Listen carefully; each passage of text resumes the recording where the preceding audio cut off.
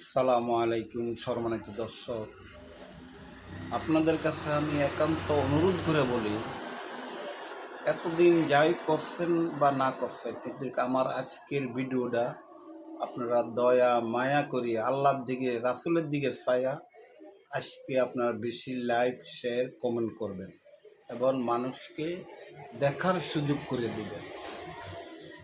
আমার আপনার নবীকে যদি আল্লাহ পাক পৃথিবীতে সৃষ্টি না করতো, তাহলে আসমান জমিন আমি আপনি দুনিয়ার কিছুই সৃষ্টি হইতো না। কিন্তু সেই নবীকে, নবীর গোষ্ঠীর কিছু লোকে, সবাই না, কিছু নামদারি মুসলমান এবং কিছু এলাকার ইহুদি বেঈমান মুনাফেকও আমার নবীকে অনেক কষ্ট দিয়েছে, অনেক যন্ত্রণা দিয়েছে।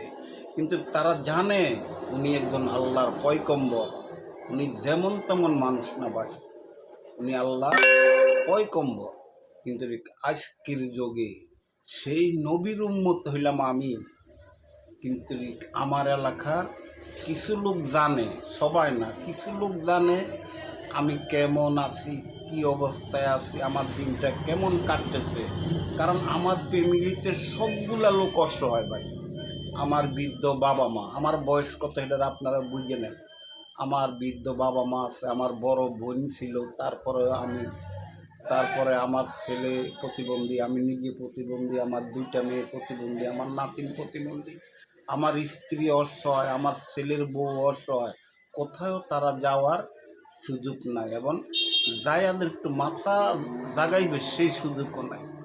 এমন বিপদের ভিতরে আমাকে আল্লাহ রাখছে বা আমি পড়ে রয়েছি। কিন্তু এই সমাজের দায়িত্ব, মানুষের দায়িত্ব আমাকে একটা সুযোগ করে দিব।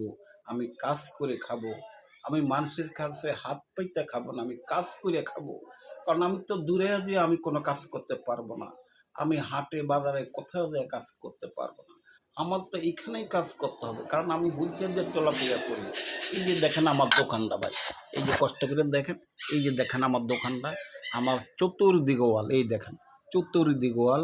এই যে দেখেন আমি যে হুইলচেয়ার দিয়ে আসা যাওয়া করি, এই যে আমার হুইলচেয়ার, এই যে দেখানো ওয়াল, চতুর্দিকে ওয়াল দেখছেন, চতুর্দিকে ওয়াল। এইখানে আমি সকাল 8টা 8:30টায় আই আর রাত্রে 8টা 8:30টায় বাড়িতে যাই। এইখানে নির্জুম একটা জায়গা, এখানে কোনো কাস্টমার তেমন আসে না, হয়তো 2-1জন হাতে গোনা কাস্টমার আসে, তাও প্রত্যেক দিন না। কোনো দিন একদম 10টা পয়া যাত্রা করতে পারি না, এমনকি 2-4 দিন এমন অবস্থা যায়নি। তাহলে আমার ফ্যামিলিতে এতগুলো লোক খাওয়াই না, তাহলে আমি কীভাবে সংসারটা চালাই ভাই? আমি এমনি তো ঋণগ্রস্ত হয়ে গেছি আজকে কয়েক বছর। কারণ আমি আগে কিন্তু কোনো ঋণ ছিলাম না ভাই, আজকে 8-10 বছর আমি ঋণ হয়ে গেছি, অনেক টাকা ঋণ আছি আমি। আমার বাবার এক কর সম্পত্তি নাই। আমায়, আমরা যে জায়গাতে বাড়ি করে থাকি ওটা হইলে আমার মায়ের জায়গা, কারণ আমার মায়ের জায়গার ভিতরে আমরা থাকি। তাহলে আমি এই মানুষের ঋণগুলো কই থেকে দিব, একটু বিবেচনা করেন। কিন্তু সমাজের কেউ আমাকে ভালো একটা দোকানের ব্যবস্থা করে দেন। আমি বলছি আমি ভাড়া দিব, যত টাকা ভাড়া আছে অত টাকাই দেবো, কিন্তু আমি অ্যাডভান্সের টাকাটা হয়তো দিতে পারবো না। কিন্তু তারপরেও কেউ আমার কাছে দোকান ভাড়া দেয় না। আমার নামে অভিযোগ হলো, আমি প্রস্রাব করবো কোথায়? যে আপনার বলেন, এই অভিযোগ দিয়ে যদি একটা অসহায় মানুষকে কেউ একটা সুযোগ করে না দেয়, তাহলে আল্লাহ কী করবো তাকে? সেই মানুষগুলোর কী করবো? এইটার ভার হলো আমি আপনাদের কাছে দিয়েছি। এই জন্যে আমি বলছি একটু লাইক শেয়ার কমেন্ট করবেন আর ভিডিওটা পুরো দেখবেন। দেখার পরে যদি আপনাদের ভালো লাগে